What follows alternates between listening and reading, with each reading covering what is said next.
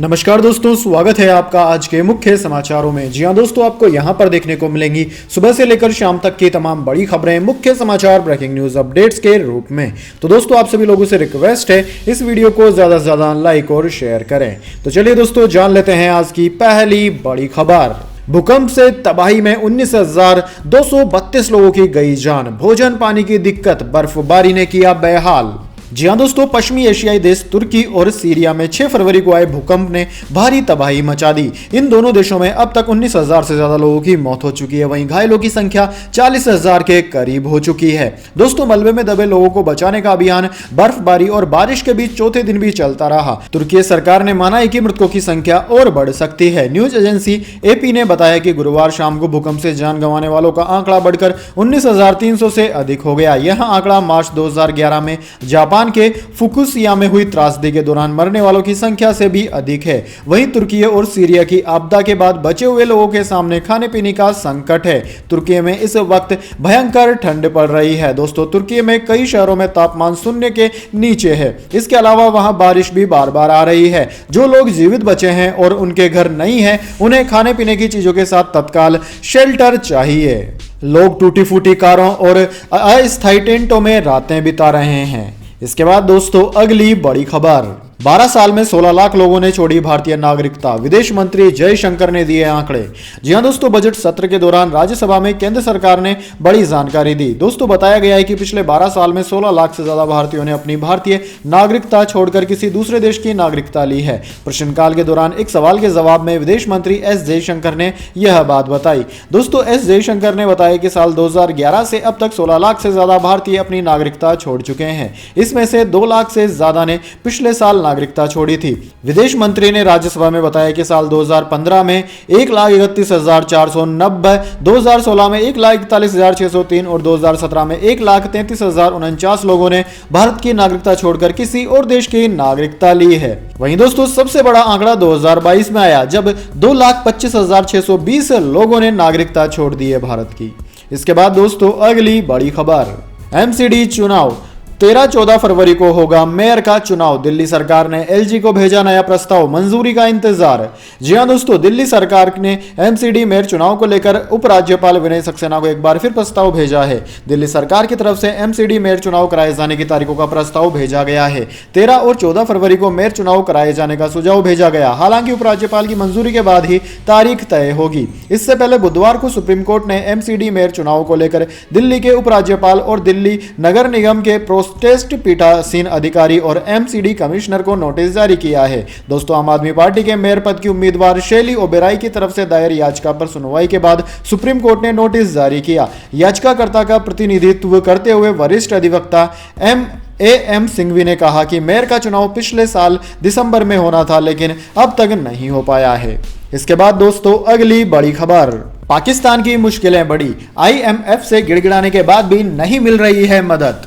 जी हां दोस्तों, पाकिस्तान की डूबती अर्थव्यवस्था को बचाने के लिए अंतर्राष्ट्रीय मुद्रा कोष की एक टीम पाकिस्तान में पिछले कई दिनों से है और गुरुवार 9 फरवरी को उसका दौरा समाप्त हो रहा है। लंबी बातचीत के बाद भी पाकिस्तान को आईएमएफ के बीच बेल आउट पैकेज को लेकर फिलहाल कोई सहमति नहीं बन पाई है और दोनों पक्षों के बीच गतिरोध बरकरार है। दोस्तों, पाकिस्तान के एक अधिकारी का कहना है कि उनकी सरकार आईएमएफ से हिम्मत के साथ डील कर रही है। ऐसा माना जा रहा है कि बातचीत खत्म होने से एक दिन पहले यानी कि बुधवार को आईएमएफ बेल आउट पैकेज का ड्राफ्ट पाकिस्तान को सौंप देगी, लेकिन अभी तक आईएमएफ ने ऐसा नहीं किया है। पाकिस्तान के एक वरिष्ठ सरकारी अधिकारी ने डॉन अखबार को बताया कि बुधवार की रात तक हमें एमईएफपी का ड्राफ्ट प्राप्त नहीं हुआ। राजकोषीय उपायों और बाहरी फंडिंग स्रोतों को लेकर अभी कोई बात नहीं बनी है। इसके बाद दोस्तों, अगली बड़ी खबर। चीन ने दिया पाकिस्तान को धोखा, ड्रोन के नाम पर भेजा कबाड़, ट्रायल में मिसाइल भी हुई फुस। जी हां दोस्तों, पाकिस्तान की ऑल वेदर फ्रेंड चीन उसकी सामरिक ताकत में इजाफा करने में लगा हुआ है। नई तकनीक के आधुनिक हथियारों के नाम पर पाकिस्तान की तीनों सेनाओं के अंगों को मजबूत करने में जुटा है। इसी कड़ी में चीन ने पाकिस्तान को CH-4 UAV दिए हैं। रिपोर्ट के मुताबिक चीन ने पाकिस्तान के साथ CH-4 के 2 वेरिएंट CH-4A जो इंटेलिजेंस सर्वेलेंस ड्रोन्स के लिए है और CH-4B जो अटैक आर्म्ड ड्रोन है उसे देने का करार किया है। इसकी सप्लाई जनवरी 2021 से शुरू की जा चुकी है। पाकिस्तान इस तरह के 12 से 24 ड्रोन ले रहा है, लेकिन जिस बात का डर चीन के साथ सैन्य उपकरणों के साथ बनी रहती है उस डर को अब पाकिस्तान झेलने लगा है। दरअसल दोस्तों, खुफिया रिपोर्ट के मुताबिक चीनी CH-4 ड्रोन के ढांचे में क्रैक आने लगे हैं। इस बात की जानकारी पाकिस्तान की तरफ से चीन को दी गई। खुफिया रिपोर्ट के मुताबिक UAV के एग्जॉस्ट मैनीफोल्ड का डायगोनल बेसिक्स सपोर्ट एक UAV में टूटा मिला है, जबकि दूसरे में टर्बो चार्जर स्पोर्ट को इंजन माउंट से जुड़े मफलर स्पॉट के साथ क्रैक मिला है। यही नहीं, चीन ने जो आर्म्ड ड्रोन के साथ AR-2 air to ground missile दी है वो तो ट्रायल के दौरान ही फुस हो गई। इसके बाद दोस्तों, अगली बड़ी खबर, सऊदी अरब गोपनीय तरीके से कर रहा यह खेल, ग्रीस और मिस्र को की बड़ी पेशकश। जी हां दोस्तों, विजन 2030 पर काम कर रहे सऊदी अरब को लेकर न्यूज वेबसाइट पॉलिटिको ने एक बड़ा खुलासा किया है। रिपोर्ट के मुताबिक 2030 फुटबॉल विश्व कप की मेजबानी हथियाने के लिए सऊदी अरब ने ग्रीस और मिस्र को चुपचाप एक बड़ा ऑफर दिया। रिपोर्ट के मुताबिक सऊदी अरब ने ग्रीस और मिस्र के सामने पेशकश की है कि अगर वे उसके साथ मिलकर फीफा वर्ल्ड कप की संयुक्त मेजबानी के लिए दावा करते हैं तो वह दोनों देशों में नए खेल स्टेडियमों को बनाने का खर्च उठाएगा। प्रस्तावित डील के मुताबिक सऊदी अरब को इसके बदले वर्ल्ड कप के 3/4 मैचों की मेजबानी करने का मौका मिलेगा। दोस्तों, रिपोर्ट के मुताबिक सऊदी अरब ने जिन स्टेडियम निर्माण का प्रस्ताव दिया है उसके निर्माण में अरबों यूरो की लागत आने की संभावना है। पॉलिटिको के अनुसार एक वरिष्ठ अधिकारी ने बताया कि सऊदी अरब के शासक मोहम्मद बिन सलमान और ग्रीस के प्रधानमंत्री किरियाकोस मित्सोताकिस के बीच 2022 की गर्मियों में एक निजी बातचीत के दौरान इस प्रस्ताव पर चर्चा की गई थी। इसके बाद दोस्तों, अगली बड़ी खबर, India versus Australia first test का पहला दिन, जडेजा की फिरकी के बाद रोहित के बल्ले से कमाल, टीम इंडिया ने ऑस्ट्रेलिया पर कसा सिकंजा। जी हां दोस्तों, भारत ने ऑस्ट्रेलिया के खिलाफ नागपुर टेस्ट मैच के पहले दिन कमाल का खेल दिखाया। चोट के बाद अंतरराष्ट्रीय क्रिकेट में वापसी कर रहे रविंद्र जडेजा के 5 विकेट की मदद से टीम इंडिया ने कंगारुओं को पहले 177 रन पर समेट दिया। फिर कप्तान रोहित शर्मा ने बल्लेबाजी में मोर्चा संभाल लिया। नतीजन पहले दिन के खेल की समाप्ति तक भारतीय टीम ने अपनी पहली पारी में सिर्फ 1 विकेट खोकर 77 रन बनाए, यानी कि पहली पारी के आधार पर टीम इंडिया ऑस्ट्रेलिया से सिर्फ 100 रन पीछे है। दिन का खेल खत्म होने पर रोहित शर्मा नाबाद 56 रन बनाकर क्रीज पर टिके हुए हैं। दूसरे छोर पर रविंद्रचंद अश्विन उनका साथ निभा रहे हैं, जिन्होंने अभी खाता भी नहीं खोला। दोस्तों, मेजबान टीम की नजरें पहली पारी के आधार पर बड़ी बढ़त हासिल करने पर टिकी होगी, क्योंकि धैर्य के साथ खेलने पर पिच पर बल्लेबाजी करना मुश्किल नहीं है। इसके बाद दोस्तों, अगली बड़ी खबर, सर्वाइकल कैंसर की वैक्सीन इस महीने से बाजार में मिलेगी। 2 डोज की कीमत 2000 रुपए 9 से 14 साल की लड़कियों को लगाई जाएगी। जी हां दोस्तों, सर्वाइकल कैंसर से लड़ने के लिए बनाई गई सीरम इंस्टीट्यूट की सिरवैक वैक्सीन इस महीने से मार्केट में मिलने लगेगी। इस वैक्सीन में 2 डोज होंगे। इसकी कीमत 2000 रुपए है। यह सर्वाइकल कैंसर के खिलाफ पहली स्वदेशी ह्यूमन पैपिलोमा वायरस वैक्सीन है। दोस्तों, वैक्सीन को serum institute of India, department of biology, biotechnology industry research assistant council और Bill and Melinda Gates foundation ने मिलकर बनाया है। सीरम इंस्टीट्यूट ऑफ इंडिया के CEO आधार पूनावाला का कहना है कि शुरुआत में वैक्सीन की क्वांटिटी कम होगी, अगले साल प्रोडक्शन को बूस्ट किया जाएगा। दोस्तों, केंद्र सरकार ने सभी राज्यों और केंद्र शासित प्रदेशों से देश भर में छात्राओं के बीच सर्वाइकल कैंसर की रोकथाम और HPV वैक्सीन के महत्व के बारे में अवेयरनेस फैलाने को कहा है। इसके बाद दोस्तों, अगली बड़ी खबर, एक्टर प्रकाश राज ने द कश्मीर फाइल्स को बताया बकवास, तो विवेक अग्निहोत्री ने ऐसे निकाली एक्टर के खिलाफ भड़ास। जी हां दोस्तों, साउथ सिनेमा के दिग्गज कलाकारों की बात की जाए तो उनमें प्रकाश राज का नाम जरूर शामिल होगा। अपने बेबाक अंदाज के लिए प्रकाश राज काफी जाने जाते हैं। हाल ही में प्रकाश राज ने Bollywood film the Kashmir files को बकवास बताते हुए मजाक उड़ाया है। इस बीच अब द कश्मीर फाइल्स फिल्म के डायरेक्टर विवेक अग्निहोत्री ने तीखी प्रतिक्रिया देते हुए प्रकाश राज पर अपनी भड़ास निकाली। हाल ही में केरल में आयोजित हुए Mathrubhumi international film festival of letter में विवेक अग्निहोत्री की फिल्म द कश्मीर फाइल्स को बकवास बताया। साथ ही प्रकाश ने विवेक अग्निहोत्री के ऑस्कर सोशलिस्ट मामले को लेकर भी मजाक उड़ाया। इस पर अब विवेक अग्निहोत्री ने पलटवार किया है। विवेक अग्निहोत्री ने अपने ऑफिशियल ट्विटर हैंडल पर ट्वीट कर लिखा है कि एक छोटी सी फिल्म द कश्मीर फाइल्स ने अर्बन नक्सलियों की रातों की नींद उड़ा के रख दी है। आलम यह है कि 1 साल बाद भी उनकी पीढ़ी परेशान है। वो इसके दर्शकों को भौंकने वाला कुत्ता कह रहे हैं और मिस्टर अंधकार राज में भास्कर कैसे पा सकता हूं, वो तो सब आपका है हमेशा के लिए। इस तरह से विवेक अग्निहोत्री ने प्रकाश राज पर जवाबी हमला बोलते हुए कड़े शब्दों में अपनी भड़ास निकाली। इसके बाद दोस्तों अगली बड़ी खबर, भारत ऑस्ट्रेलिया के पहले टेस्ट में ही बवाल, जडेजा पर बॉल से छेड़छाड़ का आरोप लगा। जी हां दोस्तों, ऑस्ट्रेलिया के खिलाफ नागपुर में खेले जा रहे पहले टेस्ट मैच में रविंद्र जडेजा ने शानदार खेल दिखाया। चोट के बाद इंटरनेशनल क्रिकेट में वापसी कर रहे रविंद्र जडेजा ने ऑस्ट्रेलियाई टीम की पहली पारी में घातक गेंदबाजी करते हुए कुल 5 विकेट्स चटकाए। इसका नतीजा यह हुआ कि ऑस्ट्रेलिया की पहली पारी सिर्फ 177 रनों पर सिमट गई। अब पहले दिन के खेल को लेकर सोशल मीडिया पर एक वीडियो वायरल हो रहा है। वायरल हो रहा वीडियो रविंद्र जडेजा से संबंधित है। इस वीडियो में दिख रहा है कि जडेजा एक मौके पर गेंद फेंकने से पहले साथी खिलाड़ी मोहम्मद सिराज के पास जाते हैं और उनसे कुछ लेकर अपनी उंगली में लगा लेते हैं। ऑस्ट्रेलियाई मीडिया आउटलेट ने यह वीडियो शेयर किया है। इंग्लैंड के पूर्व कप्तान माइकल वोन कमेंट करने में कहां पीछे रहने वाले थे। माइकल वोन ने फॉक्स स्पोर्ट्स के ट्वीट को शेयर करते हुए लिखा कि वह अपनी स्पिनिंग फिंगर में क्या लगा रहे हैं, ऐसा कभी नहीं देखा। जिस समय का यह वीडियो है उस वक्त ऑस्ट्रेलिया का स्कोर 5 विकेट पर 120 रन पर था। दोस्तों कंगारू टीम की ओर से उस समय एलेक्स कैरी और पीटर हैंड्सकोप बल्लेबाजी कर रहे थे। दोस्तों ये स्पष्ट नहीं है कि रविंद्र जडेजा ने अपनी उंगलियों में क्या लगाया था, लेकिन फुटेज देखने से पता चलता है कि जडेजा ने अपनी उंगलियों को राहत देने के लिए शायद कोई मरहम लगाया था। वैसे माइकल वॉन और टिम पेन के कमेंट से पता चलता है कि विदेशी खिलाड़ियों एवं ऑस्ट्रेलियाई मीडिया को जडेजा की कामयाबी रास नहीं आ रही है। इसके बाद दोस्तों जाने अगली बड़ी खबर, लेकिन उससे पहले मेरी आपसे एक छोटी सी रिक्वेस्ट है, अगर दोस्तों आपको अभी तक हमारी न्यूज पसंद आई है तो इसे छोटा सा लाइक जरूर दे दीजिए, और अगर आपको पसंद नहीं आई है तो बेशक आप डिसलाइक भी कर सकते हैं, लेकिन दोस्तों लाइक और डिसलाइक जरूर कीजिए, क्योंकि दोस्तों यही हमारी मेहनत का फल होता है और इसी से हमें पता चलता है कि आपको हमारी वीडियोस पसंद आ रही है या नहीं। तो चलिए दोस्तों जान लेते हैं आज की अगली बड़ी खबर। देश देख रहा है, एक अकेला कितनों पर भारी है, विपक्ष की नारेबाजी के बीच सीना ठोक कर बोले पीएम मोदी। जी हां दोस्तों, राज्यसभा में राष्ट्रपति के अभिभाषण पर धन्यवाद प्रस्ताव का जवाब देते हुए प्रधानमंत्री मोदी राज्यसभा में विपक्ष पर जमकर बरसे। लगभग 85 मिनट के संबोधन में पीएम मोदी ने नेहरू गांधी फैमिली, अनुच्छेद 356, नौकरी, बेरोजगार जैसे मुद्दों को उठाया। पीएम मोदी ने अपने भाषण को समेटते हुए कहा कि जिन्हें सत्ता के अलावा कुछ नहीं दिखता, उन्हें अर्थनीति को अनर्थ नीति में तब्दील कर दिया है। मैं उन्हें चेतावनी देना चाहता हूं कि मैं इस सदन की गंभीरता के साथ उनसे कहना चाहता हूं कि अपने अपने राज्यों में जाकर समझाएं कि ये गलत रास्ते पर न चले जाएं। पड़ोस के देशों का हाल देख रहे हैं, अनाप शनाप कर्जे लेकर क्या हाल कर दिया है। पीएम मोदी ने कहा कि इनकी सोच है कि कर्जे ले लिए जाएं, भुगतान आने वाली पीढ़ी करेगी, कर्ज करो घी पियो, ये सोचने वाले राज्यों को तो तबाह करेंगे ही, देश को भी बर्बाद कर देंगे। पड़ोसी देशों को देखिए, दुनिया में उन्हें कोई कर्ज देने के लिए तैयार नहीं है, ये मुसीबतों से गुजर रहे हैं। दलों के विषय में एक देश की आर्थिक सेहत के साथ खिलवाड़ मत कीजिए। आप ऐसा कोई पाप मत कीजिए जो आपके बच्चों के अधिकार को छीन ले। इसके बाद दोस्तों अगली बड़ी खबर, लगातार दूसरे दिन शेयर बाजार में तेजी, सेंसेक्स 142 अंक बढ़कर 60,806 पर बंद, निफ्टी 21 अंक चढ़ा, अडानी एंटरप्राइजेस 11% टूटा।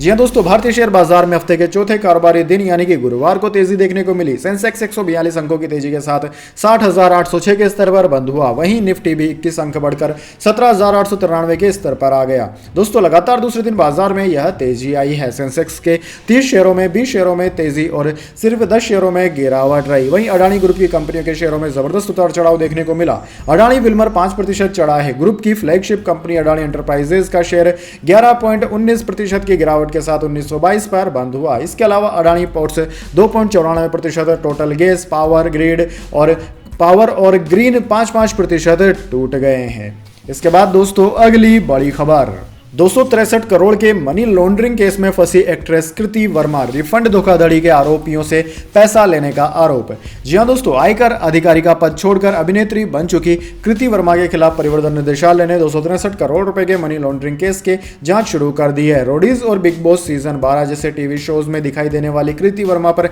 इल्जाम है कि आयकर विभाग से टैक्स रिफंड जारी करने के नाम पर धोखाधड़ी करने वाले और ऐसे ही अपराध में शामिल प्रमुख अभियुक्तों के साथ उनके संबंध है। अब ईडी ने कृति को पूछताछ के लिए तलब कर लिया है। दरअसल दोस्तों पिछले साल केंद्रीय जांच ब्यूरो सीबीआई ने आयकर विभाग के एक वरिष्ठ कर सहायक, तानाजी मंडल अधिकारी पनवेल के कारोबारी भूषण अनंत पाटिल समेत कई लोगों के खिलाफ धोखाधड़ी से टैक्स रिफंड जारी करने के मामले में केस दर्ज किया था।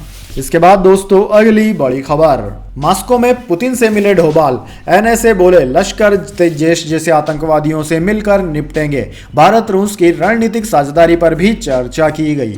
जी हां दोस्तों, एनएसए अजीत डोभाल ने गुरुवार को मॉस्को में रूसी राष्ट्रपति व्लादिमीर पुतिन से मुलाकात की। दोनों ने भारत और रूस के बीच रणनीतिक भागीदारी और आपसी संबंधों पर चर्चा की। मॉस्को में भारतीय दूतावास ने जानकारी दी कि इस दौरान एनएसए ने लश्कर ए तैयबा, जैश ए मोहम्मद और दाएश जैसे आतंकी संगठनों से निपटने के लिए इंटेलिजेंस और सिक्योरिटी अलायंस पर जोर दिया है। अजीत डोभाल अफगानिस्तान पर सुरक्षा परिषदों के सचिवों की 5वीं बैठक में शामिल होने मॉस्को पहुंचे हैं। डोभाल ने कहा कि अफगानिस्तान एक कठिन दौर से गुजर रहा है और जरूरत के समय भारत अफगानिस्तान के लोगों को अकेला नहीं छोड़ेगा। भारत ने संकट के समय 40,000 मीट्रिक टन गेहूं, 60 टन दवाइयां और 5 लाख कोविड टीके अफगानिस्तान को भेजे हैं। इसके बाद दोस्तों अगली बड़ी खबर, पीएम मोदी के दौरे से पहले दोशा में 1000 किलो विस्फोटक हुआ बरामद, एक शख्स हुआ गिरफ्तार। जी हां दोस्तों, राजस्थान के दौसा में 1000 किलो विस्फोटक बरामद हुआ है। इस मामले में एक व्यक्ति को गिरफ्तार किया गया है। उसके कब्जे से 65 डेनोनेटर और 13 तार भी बरामद किए गए हैं। पुलिस सूत्रों का कहना है कि प्रारंभिक जांच के दौरान पता चला है कि यह विस्फोटक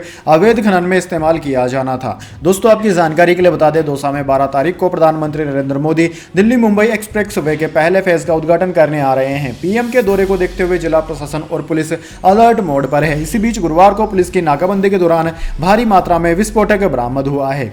इसमें 65 डेटोनेटर, 360 विस्फोटक गुल्ले, 13 कनेक्टिंग वायर बरामद किए गए हैं। यह बरामदगी भाखरी रोड से हुई। गिरफ्तार आरोपी की पहचान राजेश मीणा के रूप में हुई है। पुलिस इस बिंदु पर भी जांच और पूछताछ कर रही है कि कहीं इसका पीएम के दौरे से कोई लिंक तो नहीं है। इसके बाद दोस्तों अगली बड़ी खबर, टीचर ने बच्चे को 4 घंटे खड़ा रखा, पैरालाइज हुआ, फीस नहीं चुकाने की सजा दी। अब प्रिंसिपल और टीचर दोनों फरार। जी हां दोस्तों, बलिया किससे बड़ी खबर सामने आ रही है। यहां एक स्कूल में कक्षा 1 के छात्र को फीस नहीं जमा कराने पर 4 घंटे हाथ उठाकर खड़ा कर दिया गया। इससे छात्र बेहोश होकर गिर पड़ा और पैरालाइज हो गया। छात्र की मां की शिकायत पर पुलिस ने स्कूल प्रबंधक सहित 3 लोगों के खिलाफ नामजद मुकदमा दर्ज कर लिया है। इसके बाद से तीनों फरार है। मामला रसड़ा कस्बे के दिल्ली पब्लिक स्कूल का है। इसके बाद दोस्तों अगली बड़ी खबर, अश्विन टेस्ट में सबसे तेज 450 विकेट लेने वाले भारतीय, 3000 रन भी बनाए, ऐसा करने वाले इकलौते एशियाई खिलाड़ी। जी हां दोस्तों, नागपुर के जामथा क्रिकेट स्टेडियम में बॉर्डर गावस्कर ट्रॉफी का पहला टेस्ट मुकाबला खेला जा रहा है। दोस्तों 5 दिन के मुकाबले का पहला दिन भारत के नाम रहा। यहां गुरुवार को भारतीय स्पिनर्स ने कमाल का प्रदर्शन किया। रविंद्र जडेजा ने 5 विकेट लेकर चोट से जबरदस्त वापसी की। वहीं रविंद्र अश्विन और मोहम्मद शमी ने अनोखे रिकॉर्ड बनाए। दोस्तों दिग्गज स्पिनर रविंद्र चंद्र अश्विन ने टेस्ट में सबसे तेज 450 विकेट लेने वाले भारतीय गेंदबाज बनने का रिकॉर्ड बनाया। उन्होंने भारतीय टीम के पूर्व कोच अनिल कुंबले के रिकॉर्ड को पीछे छोड़ा। इसके अलावा अश्विन ने टेस्ट में 3000 रन भी पूरे कर लिए। वे टेस्ट में 450 विकेट लेने और 3000 रन बनाने वाले पहले एशियाई खिलाड़ी बन गए हैं। इसके बाद दोस्तों अगली बड़ी खबर, कब सस्ता होगा गैस सिलेंडर, पेट्रोलियम मंत्री ने संसद में दिया जवाब। जी हां दोस्तों, बढ़ती गैस सिलेंडर की कीमत कई बार लोगों के बजट को बिगाड़ देती है। लोग काफी वक्त से गैस सिलेंडर के दाम सस्ते करने की मांग कर रहे हैं। ऐसे में अगर सिलेंडर के दाम कम होते हैं तो ये लोगों के लिए काफी राहत भरी खबर हो सकती है। इसी बीच रसोई गैस सिलेंडर को लेकर बड़ी जानकारी सामने आ रही है। दरअसल केंद्रीय पेट्रोलियम और प्राकृतिक गैस मंत्री हरदीप सिंह पुरी ने गुरुवार को कहा कि अगर इंटरनेशनल मार्केट में ईंधन की कीमत कम होती है तो एलपीजी सिलेंडर के दाम कम हो सकते हैं। उन्होंने बताया कि घरेलू एलपीजी सिलेंडर और भी किफायती दरों पर बेचे जा सकते हैं अगर ईंधन की अंतर्राष्ट्रीय कीमत $750 प्रति मैट्रिक टन की मौजूदा कीमत से नीचे आती है। दोस्तों लोकसभा में गुरुवार को प्रश्नकाल के दौरान घरेलू गैस सिलेंडर की कीमतों के साथ ही कई मसले उठे। उन्होंने गैस सिलेंडर की कीमतों को लेकर कहा कि अंतर्राष्ट्रीय कीमत विभिन्न कारकों द्वारा निर्धारित की जाती है। इसके बाद दोस्तों अगली बड़ी खबर, छत्तीसगढ़ में भीषण सड़क हादसा, ऑटो और ट्रक की भिड़ंत में 8 बच्चों की मौत। जी हां दोस्तों, छत्तीसगढ़ के कांकेर जिला में दर्दनाक हादसे की खबर है। स्कूली बच्चों से भरे ऑटो और ट्रक में भिड़ंत हो गई। बताया जा रहा है कि इस हादसे में 8 बच्चों की दर्दनाक मौत हो गई है। साथ ही कई अन्य बच्चे घायल हुए हैं जिन्हें उपचार के लिए अस्पताल में भर्ती कराया गया है। दोस्तों आपकी जानकारी के लिए बता दें, कोकर थाना क्षेत्र में बच्चों से भरे ऑटो और ट्रक में भिड़ंत हो गई है। इसमें 8 बच्चों की मौत हो गई है। टक्कर इतनी भीषण थी कि ऑटो के परखच्चे उड़ गए। हादसे की सूचना मिलते ही भारी संख्या में लोग मौके पर जमा हो गए और बचाव कार्य में जुट गए हैं। घायल बच्चों को उपचार के लिए निजी अस्पताल में भर्ती कराया गया। उधर हादसे की सूचना मिलते ही बच्चों के अभिभावक व अन्य संख्या में लोग घटनास्थल के साथ ही अस्पताल पहुंचे। पीड़ित परिवारों की चित्कार से वहां मौजूद लोग सिहर उठे। तो दोस्तों यह थी आज की तमाम बड़ी खबरें। इसके बाद दोस्तों बारी आती है आज के माइंड क्यूज क्वेश्चन की। जी हाँ दोस्तों, एक आसान से सवाल का जवाब देकर आप जीत सकते हैं एक अमेजिंग सरप्राइज गिफ्ट हमारे यूट्यूब चैनल की ओर से। तो दोस्तों आज का सवाल आपकी स्क्रीन पर आ चुका है। एशिया महाद्वीप का सबसे बड़ा देश कौन सा है? जी हाँ दोस्तों, अगर आप जानते हैं एशिया महाद्वीप के सबसे बड़े देश का नाम तो जल्दी से कमेंट बॉक्स में लिख दीजिए। अगर दोस्तों आपका जवाब होता है एकदम सही और आप चुन जाते हैं लकी विजेता के रूप में, तो आपको मिल सकता है एक अमेजिंग सरप्राइज गिफ्ट हमारे यूट्यूब चैनल की ओर से। तो दोस्तों जल्दी से अपना उत्तर कमेंट बॉक्स में लिख दीजिए, वीडियो को लाइक कर लीजिए और चैनल को सब्सक्राइब करके बेल आइकन भी दबा लीजिए। धन्यवाद। वंदे मातरम। जय हिंद, जय भारत।